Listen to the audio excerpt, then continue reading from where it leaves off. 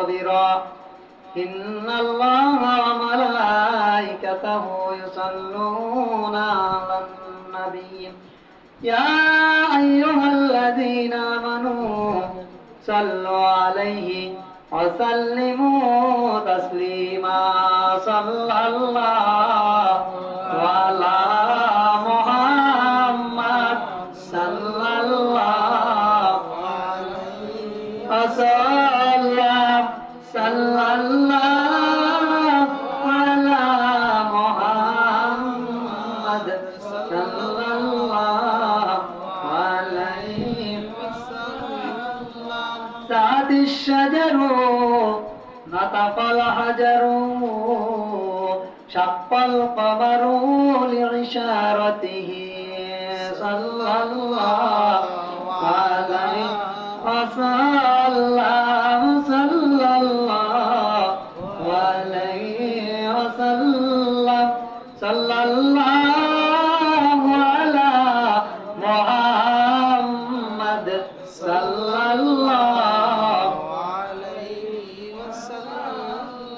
بلغ الغلا بكماله كشف الدجى بجماله حسنت جميع خصاله صلوا عليه وآله মুআজ্জাজ মুহতারাম সম্মানিত দিনদার ফরজগার মুত্তাকিন মুসল্লিয়ানে কেরাম মুরব্বিয়ানে আযম সকলের প্রতি আমার আন্তরিক সালাম আসসালামু আলাইকুম ওয়া রাহমাতুল্লাহ।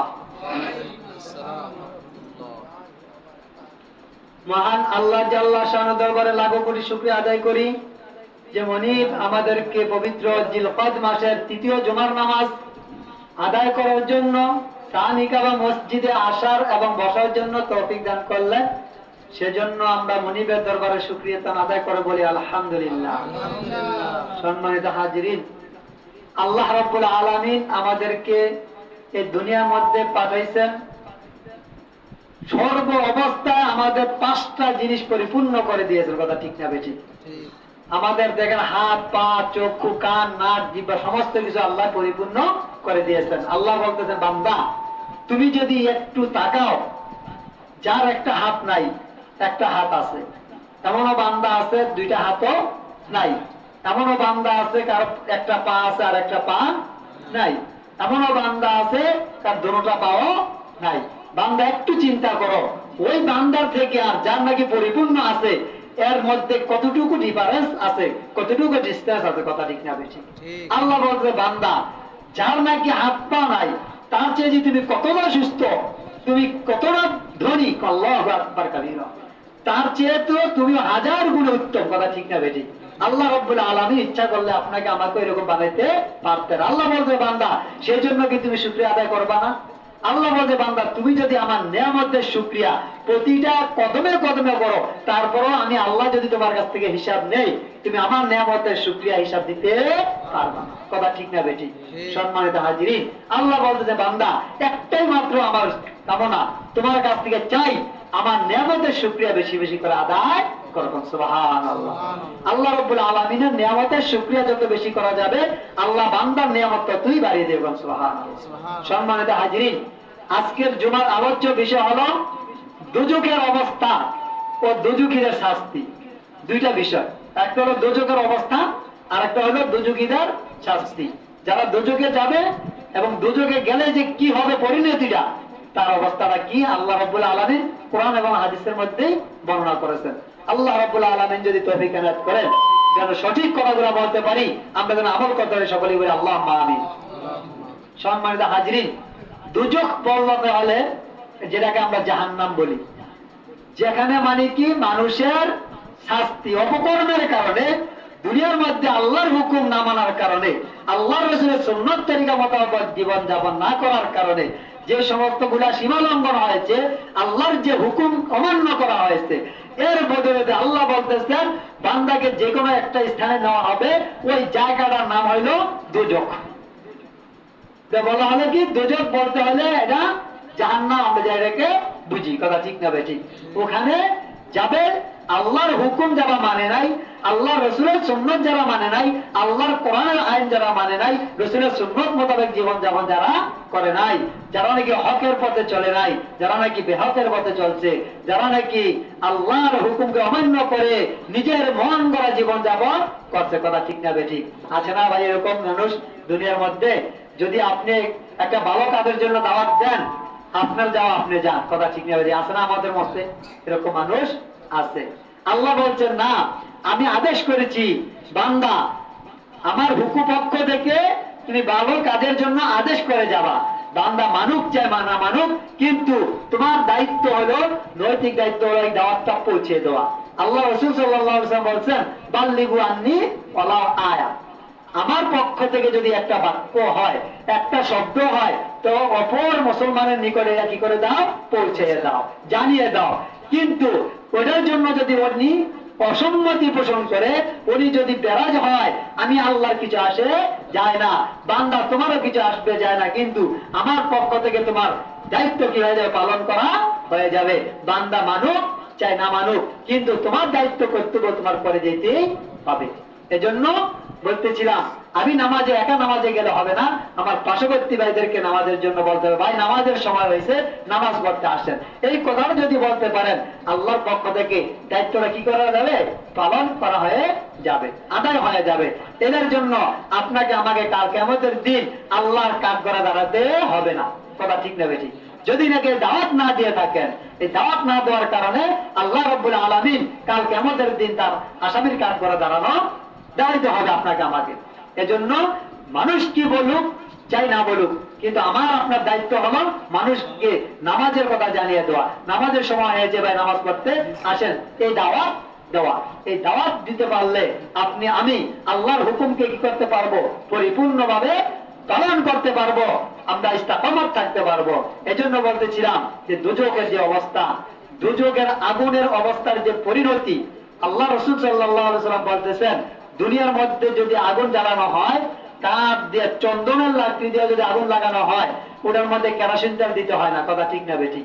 যদি নাকি অন্য কাজের জন্য লাকড়ি দিতে হয়, ওটার মধ্যে কেরোসিন দিতে হয়, পেট্রোল ডিজেল অক্টেন যে কোনো একটা দিয়া ইত্যাদি ইত্যাদি থেকে আগুন ধরাইতে হয়, তাৎক্ষণিক আগুনটা কি হয়ে যায়? ধরে যায়। কিন্তু আল্লাহ রাব্বুল আলামিন বলতেছেন দুজকের আগুনের অবস্থাটার কিরকম পরিমাণ হবে, এর তেজ কিরকম হবে। আল্লাহ রাসূল বলতেছেন চন্দনের লাকড়ির মধ্যে আগুন দিতে হলে কি হয় না? কেরোসিন কিছু দিতে হয় না, আপনি দিয়াশলাই দিয়া আগুন দিলে তার মধ্যে আগুন ধরে যায়। ওই আগুনটার দুনিয়ার আগুনের 70 গুণ বেশি তেজ হবে। সুবহানাল্লাহি ওয়া বিহামদিহি সুবহানাল্লাহ। এই আগুনে যদি কেউ যায়, তার কোনো অস্তিত্ব থাকবে না। আল্লাহ রাসূল সাল্লাল্লাহু আলাইহি ওয়াসাল্লাম বলতেছেন এই জাহান্নাম, দুজকটা মানে জাহান্নাম, এই জাহান্নামটা কি করে থাকবে? বলছে জাহান্নামটা অপেক্ষমান থাকবে।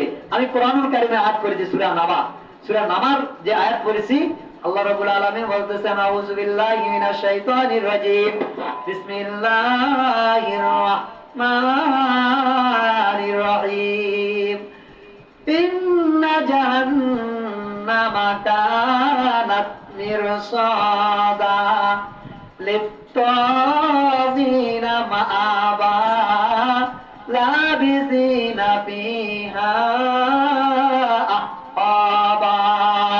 আল্লাহ রাব্বুল আলামিন বলতেছেন দুনিয়ার মানুষেরা সাবধান, সাবধান দুনিয়ার মানুষেরা, ইন্না জাহান্নামা কানাত মিরসাদা, নিশ্চয় জাহান্নামটা এমন একটা পরিমাণ হবে, জাহান্নামের পরিণতি এরকম হবে রে বান্দা, জাহান্নামে যে সকল বান্দা থাকবে, জাহান্নামীদের জন্য অপেক্ষমান থাকবে জাহান্নাম। তখন বান্দা আসবে, বান্দা যখন জাহান্নামের মধ্যে প্রবেশ করবে, জাহান্নামের মধ্যে প্রবেশ করার কারণে জাহান্নামের আগুন বান্দাকে চতুর্দিক দিয়ে গ্রাস করে ফেলবে। সেখানে বান্দায় শতাব্দীর পর শতাব্দী, দিনের পর দিন না, মাসের পর মাস না, বছরের পর বছর নাই, আল্লাহ রাব্বুল আলামিন বলেন তাদিনা মাআবা, যেখানে বান্দা এরকম অবস্থান করবে, বছর তো দূরের কথা, দিন তো দূরের কথা, সপ্তাহ তো দূরের কথা, বছর দূরের কথা, শতাব্দীর পর শতাব্দী বান্দা জাহান্নামের মধ্যে অবস্থান করবে। আর ওই জাহান্নামের আগুনের পরিতাপ বান্দা কশিন কালো সহ্য করতে পারবে না। জাহান্নামের আগুনের তাপের কারণে বান্দার জিহ্বাটা 1.5 হাত পর্যন্ত দুনিয়ার জমিনে পড়ে যাবে। বলেন নাউজুবিল্লাহ। ওটা তো রয়েছে বলেন সাল্লাল্লাহু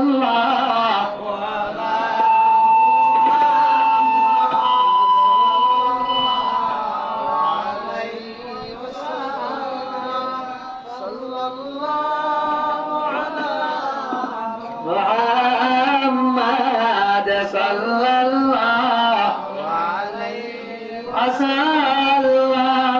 সম্মানিত হাজিরিন, বলতেছিলাম জাহান্নামের আগুন শুধু তাই নয়, আল্লাহ রাসূল সাল্লাল্লাহু আলাইহি ওয়াসাল্লাম বলতেছেন জাহান্নামের আগুনটাকে এরকম ভাবে দুনিয়ার আগুনের 70 গুণ তেজ বেশি হবে, তারপরও সীমাবদ্ধ থাকবে না। ওই 70 গুণ তেজ থেকে শুরু করে 1000 বছর পর্যন্ত তাপ দিতে শুরু করবে। জাহান্নামের ফেরেশতারা তাপ দিতে থাকবে, তাপ দিতে দিতে জাহান্নামের আগুনটা এরকম লাল বর্ণ হবে। লাল বর্ণ, লাল হন বর্ণ যখন হয়ে যাবে, তার থেকে শুরু করে আল্লাহ রাব্বুল আলামিন আবার অর্ডার করবে, আবার 1 বছর তাপ দিতে থাকো। আবার ওই লাল বর্ণ থেকে 1 বছর 1000 বছর পর্যন্ত তাপ দিতে থাকবে। ওই লাল বর্ণ যখন 1000 বছর তাপ দেওয়া হবে, ওই 1000 বছর তাপের কারণে লাল বর্ণটা বিচ্ছিন্ন হয়ে আবয়াদ সাদা বর্ণ আবরণ করবে, সাদা অবস্থান রূপ করবে, সাদা অবস্থায় পৌঁছে যাবে। যখন নাকি ওই জাহান্নামের আগুনটা সাদা অবস্থায় পৌঁছে যাবে, ওই সাদা অবস্থান থেকে আমার আল্লাহ রাব্বুল আলামিন বলবে এই জাহান্নামের ফেরেশতারা আবার 1000 বছর তাপ দিতে থাকো। আবার যখন নাকি ওই সাদা অবস্থা থেকে 1000 বছর তাপ দিবে, ওই তাপ দিতে দিতে 1000 বছর পূর্ণ হওয়ার পরে জাহান্নামের আগুনটা এরকম কালো বর্ণ ধারণ করবে। ওই কালো বর্ণটা তো ধারণ করার কারণে জাহান্নামী বান্দাকে যখন নাকি জাহান্নামে দেওয়া হবে, জাহান্নামের বান্দার অন্তরের মধ্যে যা আছে পচে করে তাৎক্ষণিক ভাবে সর্ব অবস্থা শেষ হয়ে যাবে। বান্দা কইবে আল্লাহ আর তো সহ্য হয় না, আল্লাহ শুধু বান্দার দেহটা থাকবে, ওই যে রূপটা আছে রূপটা থাকবে। বলবে আল্লাহ আর সহ্য হয় না। আল্লাহ বলবে এখন কি করতে পারি? আল্লাহ আমাকে একটু ঠান্ডার ব্যবস্থা করো। আল্লাহ রাব্বুল আলামিন বলবে জাহান্নামের ফেরেশতাকে ঠান্ডা করে দাও। যখন নাকি তাকে ঠান্ডা বরফের মধ্যে দেওয়া হবে, ঠান্ডা বরফের মধ্যে দেওয়ার পরে সে বলবে বান্দা আল্লাহ গো আমার তো আর সহ্য হয় না, এই ঠান্ডাও আমি সহ্য করতে পারি না। আল্লাহ বলবেন কি করতে চাও এখন? আল্লাহ আমাকে আবার একটু তাপ দাও। আবার যখন নাকি বান্দাকে জাহান্নামের আগুনের মধ্যে তাপ দিতে থাকবে, একবার আগুনের মধ্যে দিবে, আবার পানির মধ্যে দিবে, আবার পানির মধ্যে দিবে, আবার আগুনের মধ্যে দিবে, বান্দা কোনো অবস্থায় সহ্য করতে পারবে না। কথা ঠিক না? ঠিক। জাহান্নামের আগুনের যে পরিস্থিতি, বাইরে আমার বাবাজিরা আমার কশ্চিন কালো মানুষ এটা কি করবে না? সহ্য করতে পারবে না। আল্লাহ বলতেছেন এ আমার দুনিয়ার মানুষেরা তোমরা এখনো বুঝতে পারো না জাহান্নামের অবস্থা যদি যতক্ষণ পর্যন্ত নিজ চোখে না দেখবা জাহান্নামের পরিণতিটা কি হবে, ততক্ষণ পর্যন্ত তোমাদের কোনো বুঝে আসবে না। আল্লাহ বলতে বান্দা এখনো সময় আছে, এখনো তোমার হুশ আছে, হুশ থাকতে তুমি কি করো? আমি আল্লাহর হুকুম আকামকে মানে চলো, আমার আল্লাহর কোরআন হাদিস মোতাবেক জীবন যাপন করো।